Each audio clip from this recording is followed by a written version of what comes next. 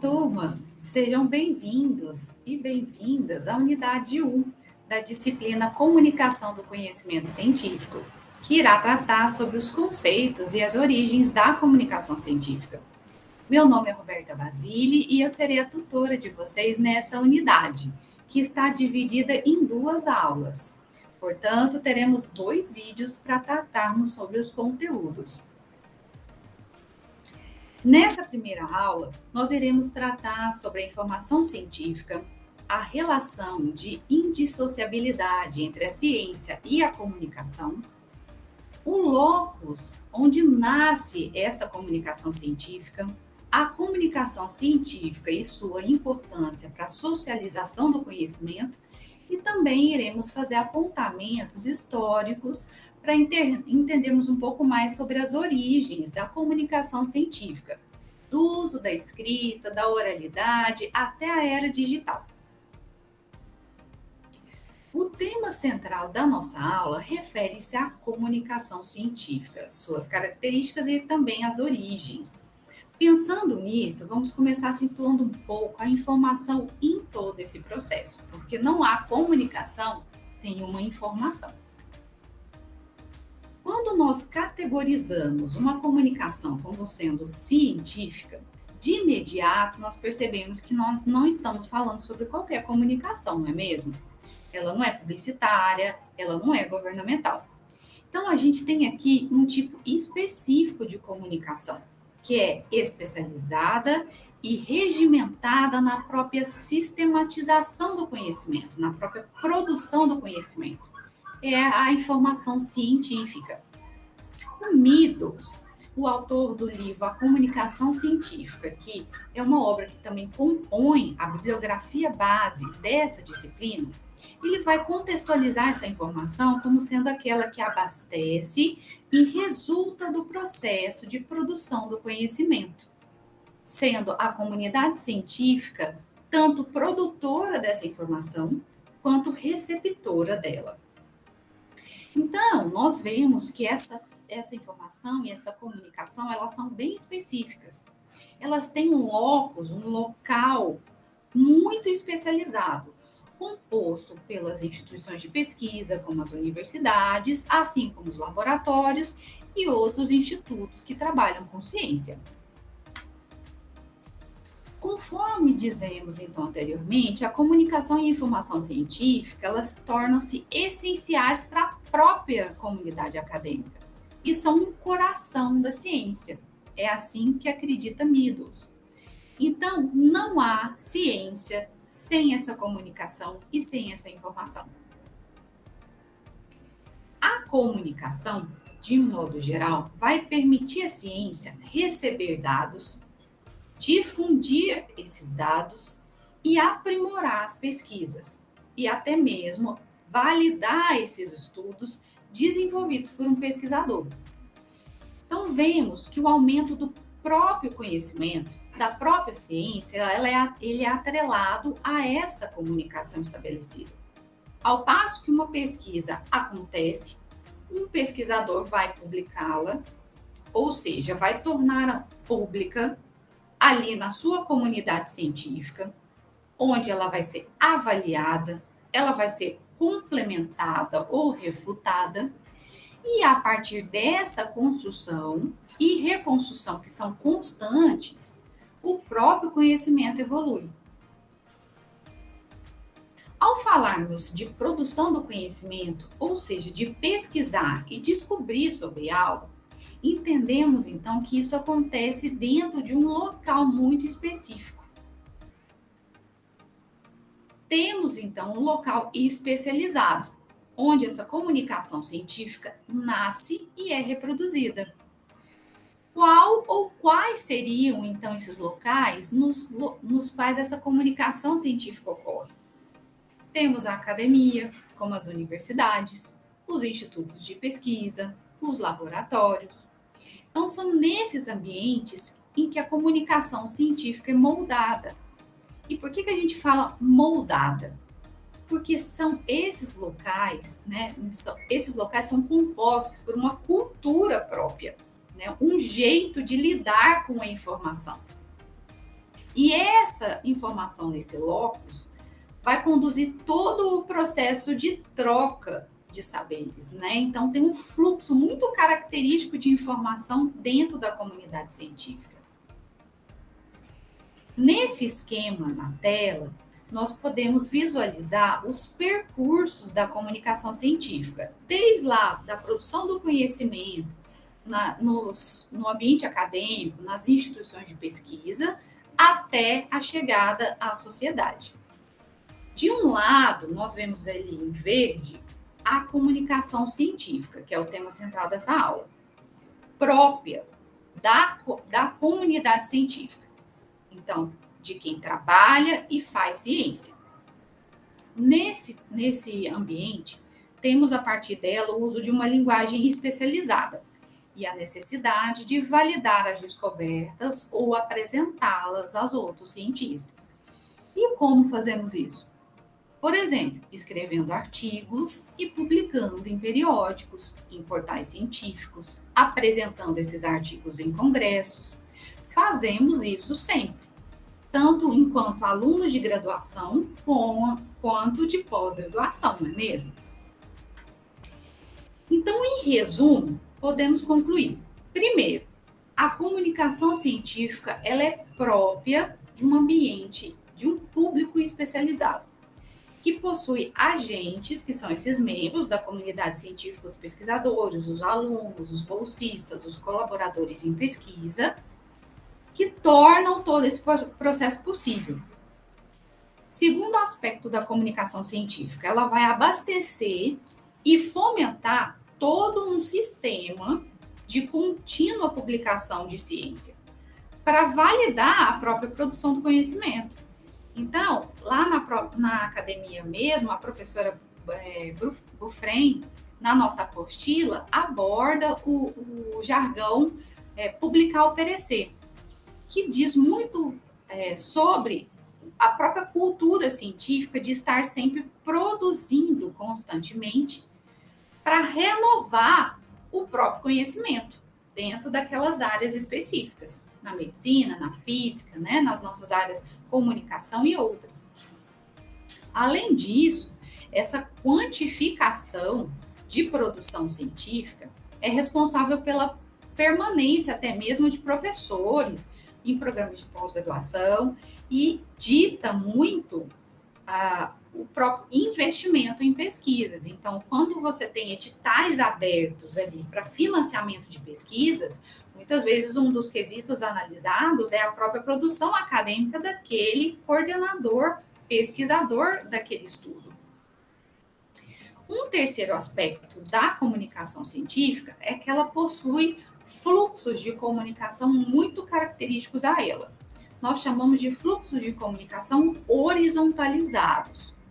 Quando nós dizemos horizontalizados, nós estamos nos referindo ao sentido dessa troca de informações. Nós temos pessoas dentro da comunidade científica que têm a mesma hierarquia, né? Porque é um grupo ali que compartilha de um mesmo sistema de produção, de uma mesma cultura, que é essa comunidade científica. Por isso que a gente chama muitas vezes a comunicação científica de comunicação entre os pares, que nada mais é do que as próprias pessoas, né, os próprios colaboradores, bolsistas e os professores pesquisadores dentro daquele ambiente. Quando falamos que a comunicação científica é feita a partir de um ambiente especializado, tendo a comunidade científica, então, como essa audiência cativa, né, que produz, recebe, dissipa essa informação, nós não podemos esquecer que a publicação de pesquisas é importante não só para esse grupo, mas também para a sociedade. Porque ciência é um bem coletivo, ela não pode estar restrita ao ambiente onde ela é produzida. Então, o termo socializar envolve tanto fazer circular essa informação científica dentro dessa comunidade, dentro das universidades, laboratórios e institutos, como também fazer essa informação sobre ciência chegar para a sociedade. Porque a sociedade é a grande beneficiária de todo esse processo.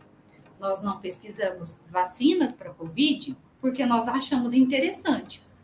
Nós pesquisamos uma vacina para a Covid porque ela é importante para a sociedade, para a segurança de todos. É um bem coletivo, né?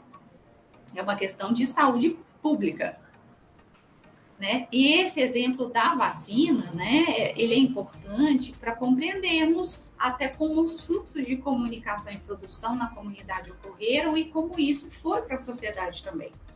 Então, ali, ao passo que nós tínhamos a comunidade científica produzindo conhecimento, né, e questionamentos a respeito do vírus, das formas de transmissão, a vacina, as concepções, as pesquisas iniciais sobre as vacinas foram nascendo. E aí a comunidade científica tem os seus próprios meios, tem os artigos, as reuniões técnicas, né? Grupos de modelagem, enfim, para eles compartilharem cada etapa dessas descobertas. Eles aplicam os testes, pré-testes e vão aprimorando todo esse processo até chegarem a um resultado, a um produto final que seja benéfico e seguro para a sociedade. Por isso que a sociedade é a principal beneficiária de todo esse processo. Então, a cada ocorrência, nós todos podemos observar agora, durante a pandemia de Covid, por exemplo, que a cada ocorrência, né, de efeitos colaterais em vacinas, né, ocorreu lá na Inglaterra um caso de uma pessoa que recebeu a vacina e ela teve um efeito colateral X. A própria comunidade científica, isso não só lá na Inglaterra, mas de todo o mundo, se movimentava e reiniciava processos de avaliação da própria vacina. E aí vocês puderam observar que eram emitidos comunicados técnicos, notas que eram utilizados, inclusive, pelos veículos de comunicação de massa, né, os telejornais, aí o jornalismo, para abordarem o tema vacinação. E para legitimarem, inclusive, esse tipo de informação, eles convidavam os cientistas aos estúdios, né, às redações, para concederem entrevistas. Então, muitos de nós lemos, ao longo da pandemia, várias e várias notícias sobre vacina, por exemplo, trazendo referências aí em entrevistas diretas com pesquisadores. Mas, além desse trabalho técnico, que era restrito aos laboratórios de instituições de pesquisa, a gente tinha, então, essa socialização das pesquisas com a população, né? Aqui na UFG, por exemplo, nós tivemos a professora Cristiana Toscano, que foi uma das poucas especialistas, eu acho que foi a única cientista brasileira, inclusive, a integrar um grupo seleto de pesquisadores para estudarem vacina contra a Covid. Ela foi responsável ali pelos estudos dos grupos da vacina AstraZeneca. Nós vimos também a professora Natália Pasternak, do Instituto Cristão Ciência, indo várias vezes à TV falar sobre vacinação, sobre o vírus, sobre as formas de contágio, os cuidados que a população deve ter, o Drauzio Varela, né? Vários desses cientistas, estudiosos foram a programas de TV concederam entrevistas também, não só nos programas de TV, mas em redes sociais, YouTube, para explicar para a população os efeitos da vacinação, eficácia, riscos, aspectos.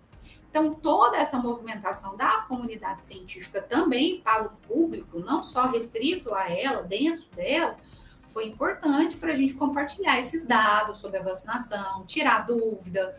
E aí a comunidade científica foi responsável por esse processo informativo da população, né? Se tornando, então, uma fonte confiável, regular e segura de informações sobre a Covid. A Dufresne, né, a nossa autora principal aí da apostila que embasa toda a disciplina, nos apresenta um ciclo da informação científica que diz muito a respeito do que foi falado. A comunicação, a ciência, ela é disseminada por vários agentes que partem, então, dentro da academia, dentro da comunidade científica, mas também fora. Na verdade, é uma grande união de forças, tanto da comunidade científica, como também de órgãos governamentais, né, dos veículos de comunicação e todo mundo que se interessa pelo tema ciência. Tudo isso é voltado por um grande objetivo, um grande e importante objetivo, que é democratizar o conhecimento. Nos próximos slides, né, nós vamos tendo então abordado o que é essa comunicação científica e quais são as características dela, nós vamos abordar então os aspectos históricos dessa comunicação e o que tornou possível, né, a evolução dessa comunicação até mesmo para socializar o conhecimento científico. Primeiro ponto histórico importante, nós vemos o nascimento, a origem das primeiras universidades, lá na Grécia, compartilhando, produzindo conhecimento e utilizando vários meios para isso. Os principais eram as discussões, era a oralidade, né, as aulas expositivas dos professores, e também os registros, que eram os nossos primeiros livros, né? Com base em manuscritos. Então, os professores e os alunos redigiam manuscritos para arquivar todo esse conhecimento produzido. E isso era trocado ali dentro da própria comunidade daquela universidade, né? Era compartilhado ali entre os alunos e os pensadores. Temos em seguida um outro momento histórico relevante, que é o Renascimento, uma verdadeira revolução aí do estilo de pensar. Antes, nós tínhamos um estilo de pensar muito ancorado na religião. Então, nesse período, a humanidade dá os primeiros passos para começar um certo distanciamento dessas explicações leigas, divinas e premonitórias sobre a vida, sobre o mundo, para avançar em outras frentes mais racionais, né? Nós vimos aí nesse período o avanço da astronomia, da matemática, da física, da medicina. Os manuscritos, nessa época, em termos de comunicação científica, os manuscritos continuam presentes na ciência nessa época, mas a sua comunicação avançou não apenas do texto, mas também para os desenhos, para as gravuras e para as pinturas. Vale destacar que nessa época a comunicação científica ela ainda era compartilhada então pelos manuscritos, eles não foram abandonados, tá? Mas eles foram ampliados por meio das gravuras e desses desenhos que passaram a explicitar mais curiosidades e conhecimento científico. Mais tarde, nós vemos lá no século XV a invenção da prensa. A prensa foi importante porque aumentou consideravelmente a comunicação científica de modo escrito. Se antes nós tínhamos as produções manuscritas, imagina, né, em termos de tempo e recurso, o tanto que isso leva, isso exige uma dedicação, né, escrever. Agora, com a prensa, a impressão, né, a prensa possibilitou isso, a replicação, a impressão de conteúdos. Então, nós temos o surgimento aí dentro da comunicação científica dos primeiros livros, para falarmos sobre as teorias, sobre as descobertas, as invenções, né, dos pensadores. E já lá no século XVII, surgiram as primeiras revistas, em 1665, né, para formalizarem, aí sim, formalizarmos o processo de comunicação científica especializado. Então, aqueles manuscritos passaram a serem impressos e aí eles foram organizados e padronizados em determinados formatos, que são as primeiras revistas científicas, né? Essas revistas, inclusive, surgiram, conforme o Meadows, como uma grande fonte de informação tanto para a própria comunidade científica, que nessa época já se organizava em sociedades científicas, mas também para alguns membros da população em geral, que passaram a ficar curiosos a respeito do que era ciência, do que era invenção, descoberta. Então, isso tornou possível também uma certa acessibilidade da informação científica para esse outro público, essa outra vertente, né? As revoluções industriais e as próprias propostas de mecanização, de padronização dos modos de produção nessa época, causaram um forte impacto também na ciência. Foi uma época de incentivarmos o quê? As invenções. Então, tivemos daí a criação lá na primeira Revolução Industrial, motor a vapor, isso foi evoluindo para as outras. Aí vieram telefone, telescópio, calculadora, lâmpada, né? E tantas outras invenções que mudaram praticamente os rumos da humanidade, a sua compreensão sobre o mundo e até o nosso estilo de viver e trabalhar. Então, algumas áreas do conhecimento nessa época tiveram um investimento, uma atenção maior. A física, a engenharia, a matemática, a química, né, os laboratórios ali, e foram também conduzidos por uma ótica de acumulação do capital. Então, mais tarde, a gente vai ver essa influência do próprio capitalismo, né, em algumas áreas do conhecimento, porque essas áreas passaram a serem processos chaves para a própria ótica do capitalismo de produtividade, de economia, né? Então, essas áreas do conhecimento, muitas vezes, passaram a viabilizar um aumento da produtividade em linhas de montagem. Foi o que nós vimos, por exemplo, nas fábricas, em específico nas indústrias automobilísticas na época, né? Quem nunca escutou o termo Fordismo, Toyotismo? O Henry Ford, por exemplo, das indústrias Ford de automóveis, foi um responsável, né, pelo sistema de produção em série, no qual cada trabalhador, ele formalizou isso, né, ele regimentou isso. Cada trabalhador na fábrica passou a ser responsável por uma etapa do processo de produção. E isso só se tornou possível por causa da ciência, por meio do que? Da engenharia, das máquinas que foram desenvolvidas a partir dessa época da Revolução Industrial, né? Então, as máquinas somadas a essa ótica do capitalismo de produtividade, de economia de recursos, produzir mais em menos tempo, né?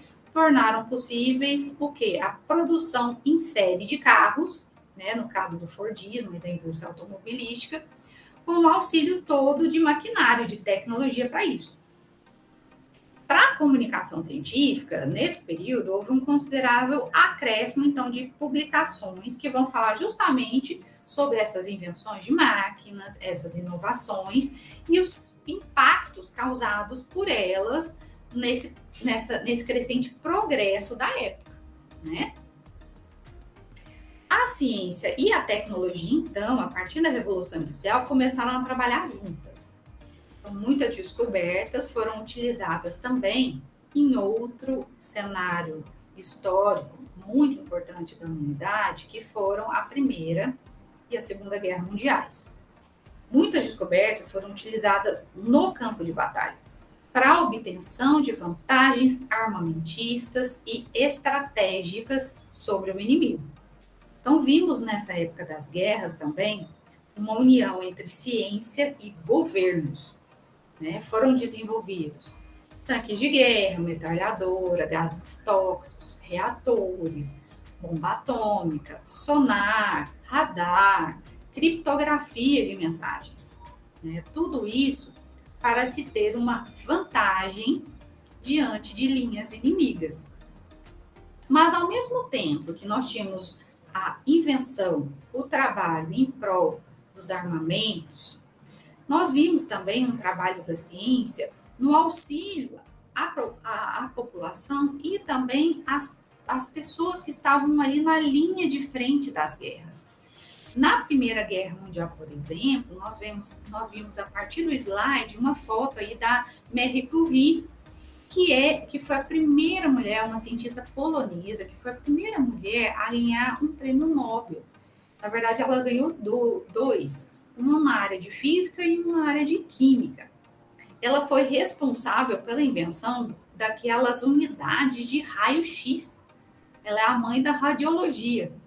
Então, foi ela que inventou a unidade móvel de raio-x, que na Primeira Guerra, por exemplo, foi responsável pelo diagnóstico e tratamento dos soldados, né, de suas fraturas.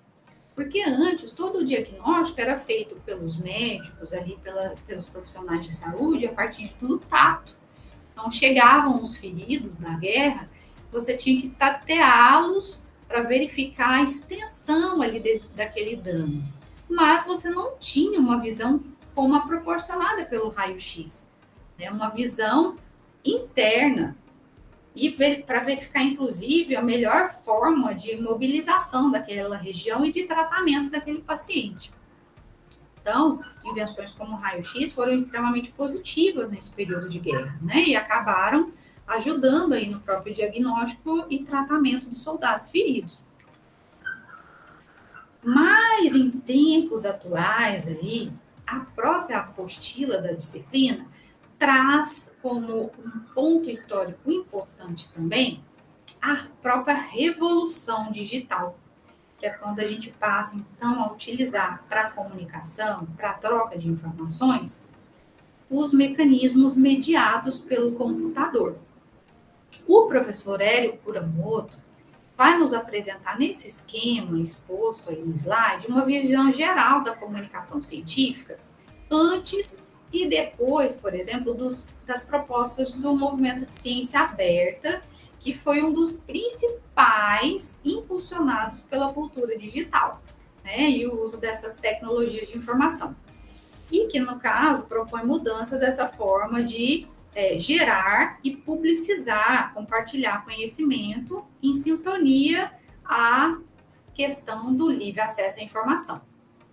Então, antes, nós temos aí um processo de comunicação científica muito baseado nos impressos e na reclusão nos laboratórios, nas suas produções aí dentro do locus acadêmico. E vimos, com a revolução digital, um processo de comunicação científica também agora baseado no eletrônico, né? O resultado do uso das tecnologias de informação e comunicação para a disseminação das pesquisas substituiu muitas fases desse processo de compartilhamento, né? E agilizou esse processo também. Então, hoje você tem, ao invés de um periódico, de um artigo ser somada a artigo de outros colegas reunidos, padronizados em periódico, uma revista que é impressa, e aí você tem que comprar, e vários outros colegas compram também para terem acesso à sua pesquisa, hoje não. Você tem os periódicos também sendo convertidos em versões digitais, que podem ser lidos de maneira instantânea por várias pessoas, né?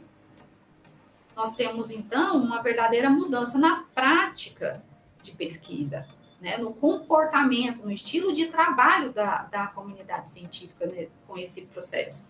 Então, nós temos um expressivo aumento da interação da comunidade científica, da colaboração entre os pesquisadores, né? Antes, para eu colaborar com um colega que estava em outro estado, eu teria que trocar essas informações como? Ligando para ele, né? Mandando correspondências, né? Isso antes dessa revolução digital, tá? Antes de computador e outras tecnologias. Então, para colaborar com um colega de outro estado, eu tive que trocar correspondências com ele. Imagina a quantidade de correspondências, de informações que vão se acumulando e o tempo que vai sendo tomado por esse processo. Isso referente a uma pesquisa. Se você tivesse em colaboração com várias outras pesquisas, é muito mais recurso, muito mais tempo. Então, trocávamos informações por meio de correspondências. E aí vieram e-mail, chat, mensagens instantâneas, né? E agora você tem a possibilidade das redes de informação em ciência. Você tem grupos na internet específicos para trocar informações sobre pesquisa, né? Dentro de uma área de conhecimento. Às vezes a pesquisa está ali, ó, em algumas etapas que são tornadas públicas, né? Por meio aí do próprio movimento de ciência aberta, e aí você entra lá, tem um login, tudo, você entra naquela comunidade, naquela rede e pode tomar conhecimento daquelas etapas da pesquisa e auxiliar aquele pesquisador ou pesquisadores que estão desenvolvendo aquele estudo. E isso é instantâneo, é imediato, né? E eu posso fazer isso com uma pesquisa, mais tarde ou amanhã eu faço com outra pesquisa em outro estado, de outro colega, e isso vai sendo cumulativo. Então, olha o enriquecimento da própria produção do conhecimento. Olha o tanto que isso foi importante para a ciência. Essa revolução tecnológica com a inclusão de novos meios de informação e comunicação. Bem, esse foi o conteúdo exposto aí na nossa primeira aula. Desde já eu agradeço a atenção e me coloco à disposição de vocês para sanar quaisquer dúvidas. No slide vocês podem visualizar o meu e-mail direto, robertabasile@ufg.br, e eu estou à disposição aí para sanar dúvidas a respeito dos conteúdos dessa primeira aula. Muito obrigada!